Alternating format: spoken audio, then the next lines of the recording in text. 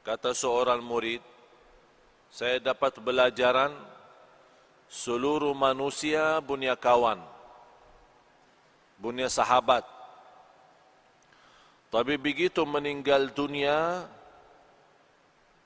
itu sahabat tidak boleh ikut, pisah. Mana ada sahabat kita yang rela, ikhlas, mau masuk jadi sahabat kita di dalam kubur? Tidak ada. Biarpun sahabat rapat, sahabat akrab, kalau kita sudah masuk kubur, dia minta izin, maaf, saya tidak boleh ikut. Pisah.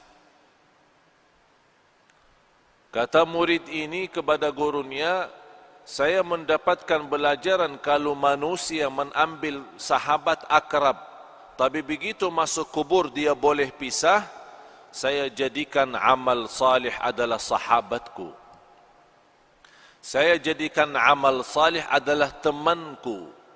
Saya jadikan amal salih adalah akrab dan rapat samaku.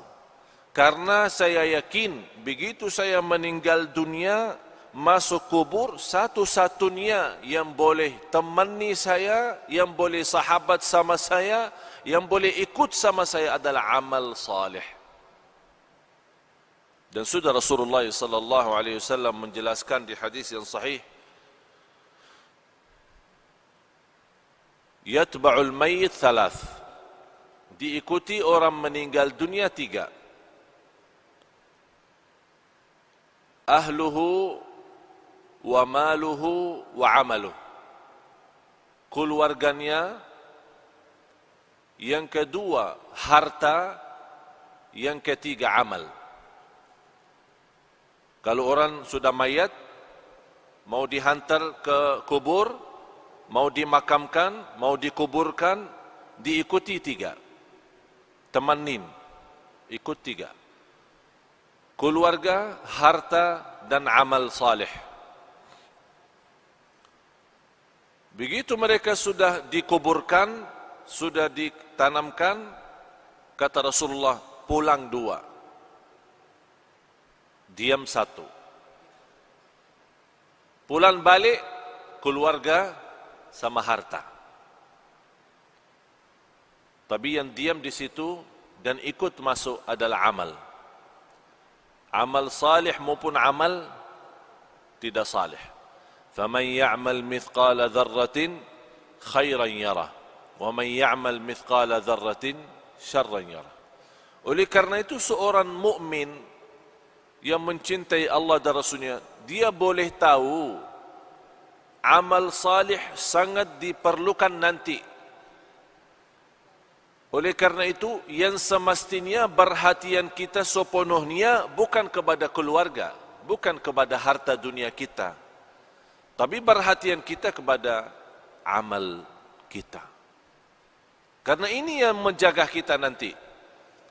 Boleh dalam amal salih itu, kita sudah di dunia kubur, boleh jadi sinar. Allah bagi cahaya. Cahaya dari mana? Salat, wudu, sedekah, puasa, silaturrahim, akhlak mulia, amanat, jujur, lemah lembut, kasih sayang, cinta. Semua kebaikan dia usahakan dan dia amalkan. Di situ Allah terangkan kubur yang namanya kubur sempit, gelap, dan kita sudah nampak macam mana kubur, dan tidak ada di dunia orang masuk kubur sudah dibagi lampu di dalam. Tidak ada. Apakah anda sudah nampak masuk dalam satu kubur, buka, ada semua, ada tempat tidur, ada lemari es, ya, untuk minum-minum nanti ada enggak? Tidak ada kan? Tidak ada sama sekali. Selimut, bantal, boleh masuk sana? Tidak ada. Semuanya tidak ada. Biarpun raja, biarpun sultan, biarpun menteri, biarpun orang kaya, biarpun apapun jabatan, biar miskin, boleh di dunia beda rumah. Orang kaya punya istana, punya rumah bagus. Orang miskin punya rumah sederhana. Tapi kalau dalam kubur sama, tidak beza. Tapi yang boleh jadi beza kalau di kubur, bukan soal kaya miskin, bukan soal orang mulia, soal orang biasa. Tapi yang menjadi beza dalam kubur adalah amal salih. Disitulah dalam amal salih Allah terangkan kubur yang sempit, yang gelap, tidak ada udara, tidak ada angin, tidak ada oksigen, tapi boleh orang yang masuk di sana karena dia banyak istighfar, banyak jaga salat, banyak salat malam. Allah luaskan dia punya kubur. Sebagaimana kata Rasulullah, Allah jadikan kubur itu raudah min riyadil jannah, taman dari taman surga. Dan boleh juga kubur itu menjadi lubang dari lubang neraka. Apakah kita sudah bersedia masuk rumah baru itu sesuatu yang mesti? Tidak boleh seorang tidak masuk sana. Semua mesti masuk. Semua mesti masuk. Apa itu orangnya, dari mana orangnya, muslim, non-muslim, apapun agamanya, apapun budayanya, Arab, non-Arab, semua masuk kubur itu. Semua masuk. Nampaknya kubur itu sama, tapi sungguh di dalamnya sangat beza.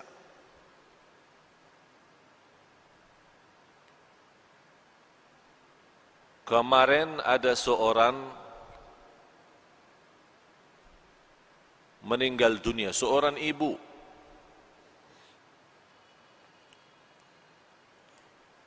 Keluarga menceritakan sekian tahun sudah meninggal dunia.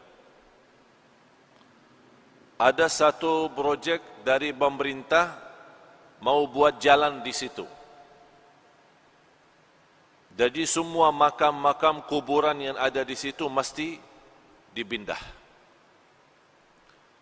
Pas mereka dikubur seorang ibu yang sudah meninggal dunia sekian tahun, dibongkar kubur, dibuka, dicium harumnya macam harum misk.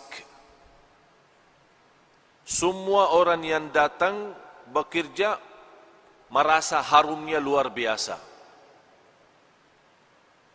Harumnya membuat hati tenang. Harumnya yang tidak pernah kita dapat di dunia. Itu keluar dari dia punya kubur. Akhirnya ditanya dia punya keluarga, apa amalan seorang ibu ini sambil boleh dapat kubur macam itu harumnya? Mereka menjawab, ibu kami tidak pernah tidur malam hari sampai membaca surat Al-Mulk, Tabarakalladzi biyadihil mulk. Setiap malam Allah bukan hanya terangkan kuburannya, tapi Allah harumkan. Harum luar biasa. Dan itulah kata Rasulullah sallallahu alaihi wasallam, 30 ayat, 30 ayatan syafa'at li sahibiha, 30 ayat yang membantu, yang menolong seorang masuk kubur, diselamatkan oleh Allah dari siksa kubur. Apa itu 30 ayat? Tabarakalladzi biyadihil mulk. Dan ini juga menjadi sunnah Nabi kita, Nabi Muhammad sallallahu alaihi wasallam. Sekarang tuan-tuan jamaah sekalian cuba bertanya diri, berapa kali kita baca surat Al-Mulk? Ini bahan suratul Mulk 30 ayat, kalau kita duduk tidak lebih dari 15 menit, 20 menit. Tapi 15 menit mahal. 15 menit jamin kita selamat dari siksa kubur. Tapi banyak manusia yang lalai.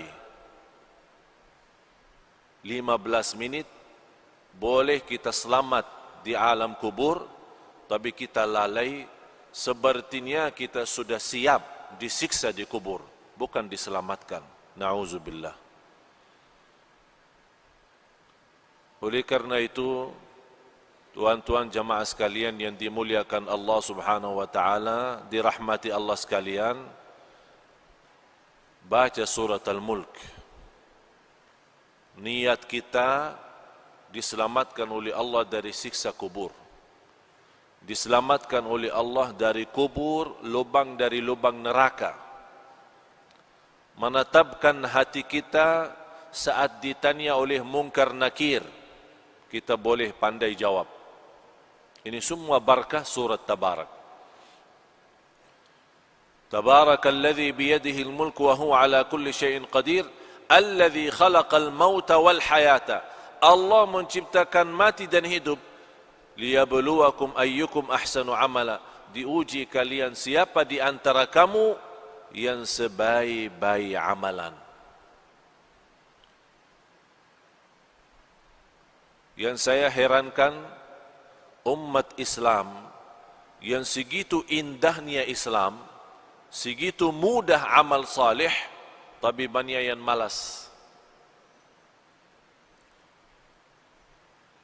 Malas alasan sibuk, malas alasan hawa nafsu, malas alasan dunia, syahwat, harta, anak, keluarga.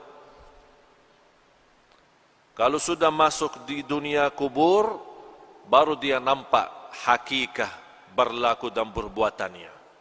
Di situ dia bercakap, ya Allah, kurbankan semua keluarga saya siap. Saya ikhlaskan semua jadi kurban, orang tua saya, istri saya, anak saya, cucu saya, harta saya, semua masuk neraka, tapi ya Allah saya mau selamat sendiri. Itu berkata orang kalau sudah masuk di sana, dia akan nyesal, dia akan sedih, tapi tidak ada guna kalau sudah nyesal di dalam sana. Tidak ada guna. Sekarang nyesal ada guna. Kalau nyesal merubah kehidupan kita menjadi lebih baik. Kalau kita sedih menjadi orang segera taubatan nasuha, mengisi amal salih, mengisi taqwa dan mengisi apa yang diridai Allah Subhanahu wa taala. Baru akan terwujud saat kita menghadapi kematian. Ya ayyatuhan nafsul mutmainnah, irji'i ila rabbiki radiyatan mardiyah. Ini sebuah penghargaan yang luar biasa istimewa dari Allah. Ini Allah panggil, hei jiwa yang tenang, sini, jangan takut, jangan khawatir. Allah sambut, Allah jemput, Allah muliakan orang-orang yang berjuang dalam kehidupannya karena Allah, dan dia wujudkan, qul inna salati wa nusuki wa mahyaya wa mamati lillahi rabbil alamin. Dia wujud hidupku, matiku karena Allah. Di situ nanti di akhir hayat Allah jaminkan husnul khatimah. Tuan-tuan jemaah sekalian, sisa umur kita tidak ada yang boleh tahu. Sudah saya silaturrahim kali ini yang ke-7. 7 atau yang ke-8? Kurang, yang ke-7. Saya sudah ke-7 kali ke Malaysia. Allah izinkan bersilaturrahim. Semalam alhamdulillah dengan izin Allah kita kasih di salah masjid di Putrajaya. Alhamdulillah dalam kesempatan ini kita boleh isi di sini. Dan di tempat ini sudah 3 kali ya. 3 kali atau 4 kali. Tujuan kami yang saya sudah 7 kali tidak pernah terbayang boleh 7 kali ke Malaysia. Karena setiap malam mesti saya siap mati. Dan saya nawaitu kalau Allah masih izinkan punya umur lagi, insyaAllah akan berjuang hidupku, matiku lillah.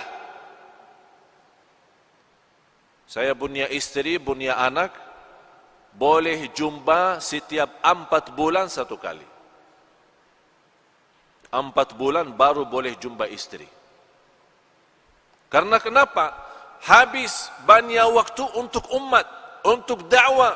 Bagaimana tuan-tuan diselamatkan oleh Allah dunia dan akhirat. Bukan hanya dunia. Ini dunia kecil.